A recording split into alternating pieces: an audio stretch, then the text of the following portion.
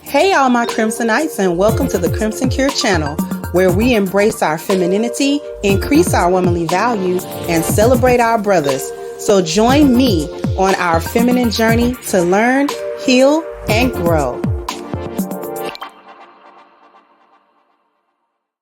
Hey there, my Crimsonites, and welcome to the Crimson Cure channel. I'm your host, femininity coach, and author of the Crimson Cure, and this is my perspective. So I got a sad story that has been going viral. It's an outrageous story, more so than it is kind of sad, of a 31-year-old woman getting pregnant by a 13-year-old, but she's not going to face any jail time for that.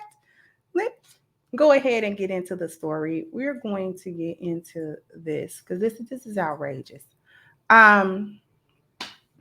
No jail time for woman 31 who admitted to assaulting a boy 13 and having his child. Okay, a 31-year-old U.S. woman who admitted having sex with a 13-year-old boy and becoming pregnant with his baby has avoided jail time. Andrea Serrano of Fountain, Colorado, was facing assault charges after her arrest in 2022, but reached a plea deal with prosecutors to stay out of prison. Serrano gave birth to the baby boy after admitting having relations or graping that 13-year-old whose mother has now slammed the deal, saying her son's life has been ruined. I feel like my son is robbed of his childhood, she told the news station. This is the chick here. This is the nasty, gross little chick that assaulted a 13-year-old boy. Anyways, now he's having to be a father. He's a victim, and he's going to have to live with that for the rest of his life. I feel like if she was a man and he was a little girl, it would definitely be different. They would be seeking more. I feel like because he's not a woman, they are not. They are having compassion for her. Under the terms of the plea deal, Serrano must register as an offender, and she could face 10 years to life on offender intensive supervised probation. A whoop, big whoop. According to the report, Serrano will find out in May how long she will be on probation. The district attorney office dropped the original charges to a lesser charge that does not come with mandatory jail time. KKTV reports the victim's family plans to ask the court to give the 13-year-old custody of the baby, which is currently in Serrano's custody. Okay. Now we're going to stop sharing. Now, there have been other reports. There hasn't been a whole lot said on any article more than that, except in one article I did read that how she even got access to that boy was that she was living with them. She was living with the mom and the little boy. And at some point he viewed her as like a mother figure type, like, you know, an auntie or something, not a girlfriend. So I don't know, no report that I've ran into states what the relation is, if she's just a family friend that they was letting stay or whatever the case might have been. They're not really saying how she's related or anything other than that's how she got access to that young boy. And apparently she manipulated him into a molestation situation. And there had to be some sort of coercing or something that she did to that 13-year-old boy. And then she got pregnant by him. She's not going to get any jail time because she's a woman. Make no mistake, it's because she's a woman that she was able to even enter into a plea deal that included no jail time. The fact that that deal was even on the table from anybody's perspective is atrocious. Because had she been a man, no court would have offered any sort of plea deal like that at all. Not one that didn't include any jail time at all. Oh, no. You're going to serve something because you have assaulted a young little girl and ruined her life and got her pregnant. or something. Had the shoe basically been on the other foot, we would have seen something else. This actually ties into what we were talking about when I was on Anton's panel. When we were on Anton's panel and we were talking about the assault, and we were talking about women being sexual predators on little boys. And while this one isn't a Black woman, the concept between what we were talking about on that panel and this is actually parallel, because we've got a society that has demonized men so much, especially demonized their sexuality so much, that this story shares a twofold situation. Number one, it's telling us that only men can truly be sexual predators. That when women are sexual predators, it's not that bad. And the court is telling the victim's family and the victim that it's not that bad by, spitting in their faces and giving her a slap on the wrist and saying you can just register as an offender, and be on probation for some time, but you don't have to actually face any jail time, because what the message here is what you did not that bad. Okay. The other message is, first of all, like I said, women can't really be sexual predators. And that's coming from the concept that women don't have phalluses, so we can't penetrate nobody. Right? Naturally speaking, we don't have anything that penetrates anybody. So only penetration is great. According to a gynocentric, gynocratic, feminist society that we live in, only penetration can be grape. Correct?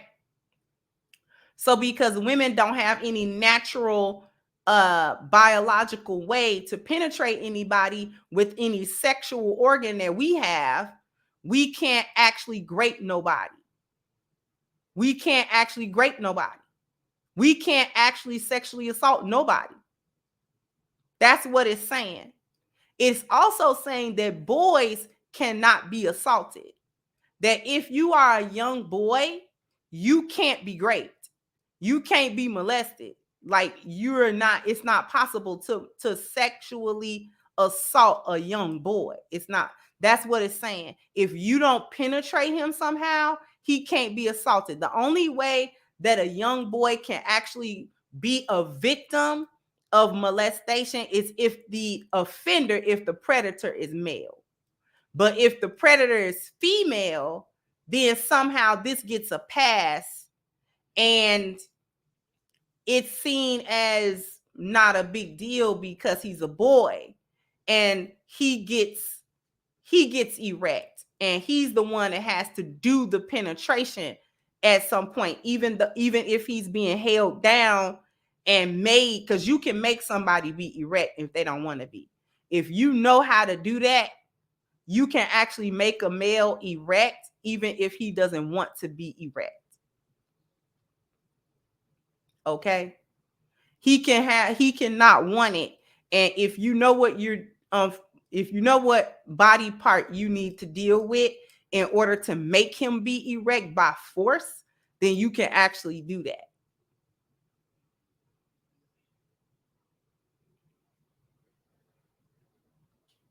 So even if that's happening and she makes him erect so that she can get her rocks off and molest him in the process, he's still not really seen as a victim. Now, that actually is pervasive in the Black community. That's pervasive. Even the boys will not make a big deal out of being molested as children.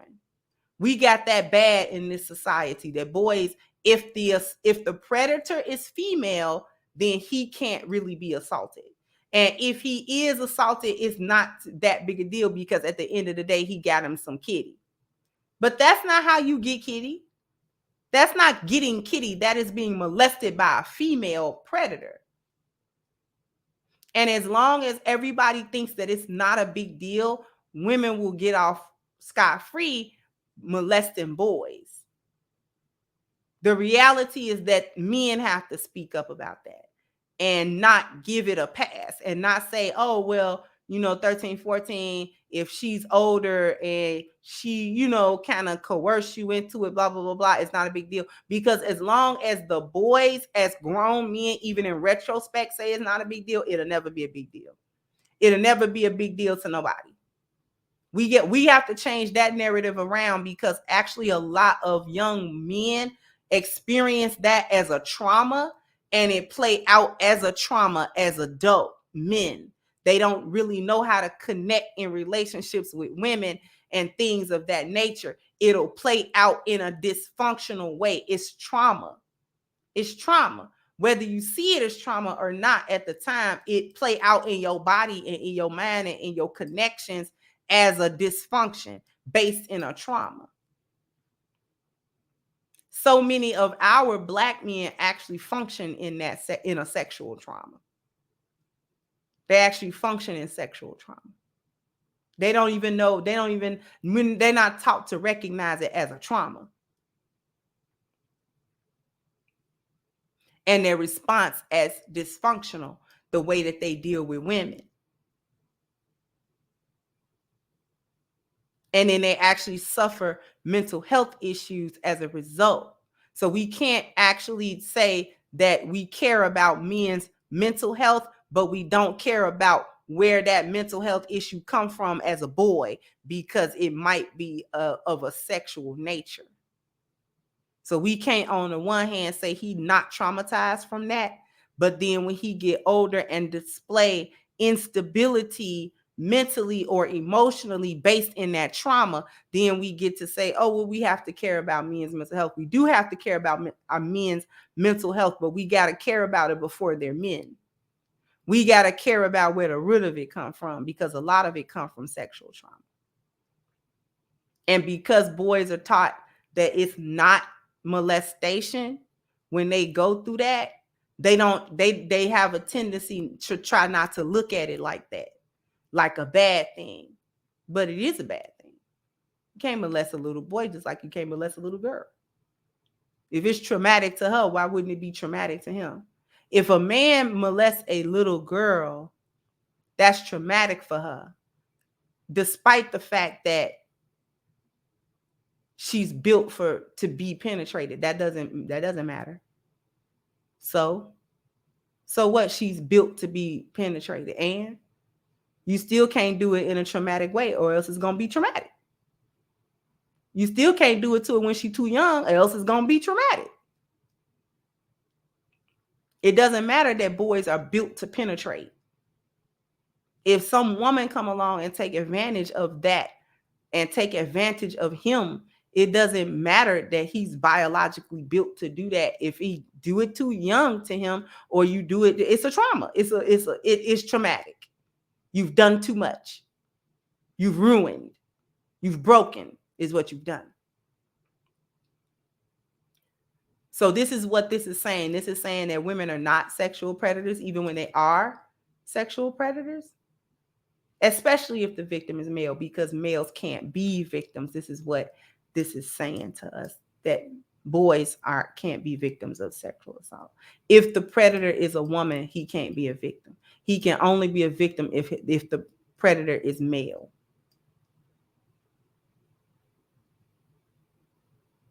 As long as we live in a society that views male sexuality like that, even when he's a boy, I don't care that it has reached adolescence.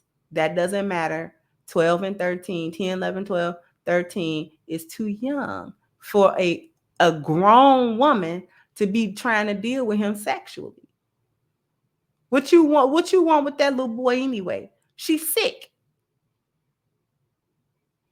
And no, she should not have possession of a little of her child, because it's a little boy. And you shouldn't be in possession of no child, because you're a predator. No child should be in your custody.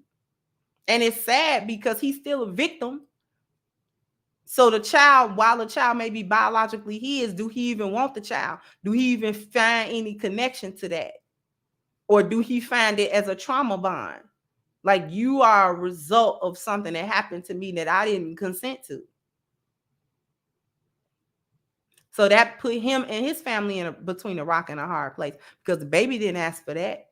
But do you take care of the baby, or do you put it up for adoption, or what do? You take it from her. I know that much. She should not be allowed by law to have custody of children, not even be in any vicinity of children. I don't care if they're biologically hers.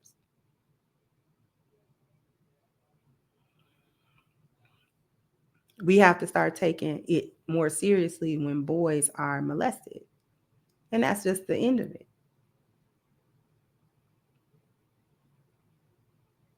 Because nobody suspects women of being predators because they don't have, they don't have phalluses. So somehow that negates all of their manipulation and grooming, and he gonna be hit with child support or something. That's how this court system do. He gonna be on hook for child support at 18. A whole victim, and the court not gonna see him like that, because the court is telling him right now they don't see him as a victim. And boy, ain't nothing wrong with you. You'll be all right. All you did was get some kitty, some older kitty, you'll be all right. Make you a man. Yeah, gonna make you a man. We worried about her. That's what this is selling. And they're gonna put him on child support. Because that's what that Laterno lady did. Groom that boy. He was 13 too. Groomed that boy, got pregnant. He was like 12 or 13. She got pregnant. And then she did some jail time. Then she came out and they hit him for child support. She went back to him and everything. Tried to have a relationship with him. I think they tried to have a little relationship with him. It was so gross. That was so nasty.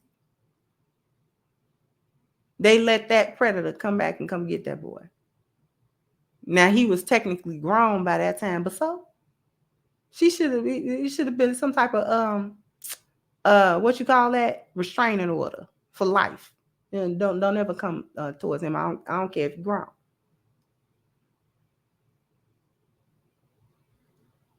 You think they're gonna let R. Kelly out to come get one of them girls that he was with? They got him all under the jail, and them women, half of them women was grown.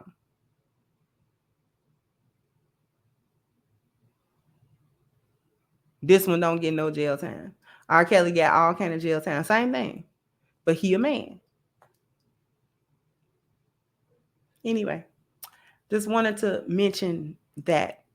And where this comes from, why she's not going to get any jail time, why she's really not getting it. In any case, I want you guys to jump down in the comment section. Let me know what you think. Like, share, subscribe to the channel if you've not. Once again, I'm your host, The Crimson Cure, and this was my perspective. Bye-bye, Crimsonites. Hello, my Crimsonites and all of my supporters. I invite you to go and get your copy of my new book, Reclaiming the Black Feminine, The Lies of Feminism and the Road to Recovery, on sale now at crimsoncure.com. This is guaranteed to change your perspective and positively impact your life. So go ahead now to crimsoncure.com and get your copy today.